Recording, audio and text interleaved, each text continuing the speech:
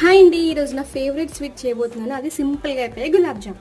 First బౌల్లో 2 cups water and అదే కప్తో షుగర్ వేసుకోవాలి. షుగర్ మెల్ట్ అయిపోయిన వెంటనే కొంచెం ఇలాచీ పౌడర్ 2-3 డ్రాప్స్ లెమన్ వాటర్ వేసుకోవాలి. లెమన్ ఈజ్ ఇంపార్టెంట్, ఎందుకంటే చిక్కుపడకుండా ఉంటుంది. మరీ ఎక్కువ బాయిల్ చేయకుండా లైట్ గా బాయిల్ చేసి మూత పెట్టడమే. ఒక ప్లేట్ లో గులాబ్ జామ్ మిక్స్ తీసుకున్నా. వాటర్ ప్లేస్ లో మిల్క్ యూస్ చేయండి, చాలా టేస్ట్ బాగుంటుంది. చపాతీ కలిపినట్టు గట్టి గట్టి కలుపుకుంటా లైట్ లైట్ కలిపేసుకోవాలి అంతే.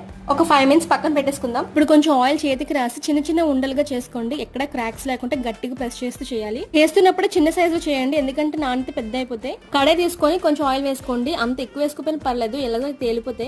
ఆయిల్ ఫుల్ గా మరగకూడదు, లైట్ గా మరిగితే చాలు. అప్పుడు వేసేయడమే. చిన్న చిన్న బౌల్స్ వస్తున్నాయి కదా, అప్పుడు వేసేసుకోవాలి. వేసిన వెంటనే కలపద్దు. పైకి తేలిన తర్వాత అప్పుడు రౌండ్ గా తిప్పుకుంటూ ఫ్రై చేసుకోవాలి.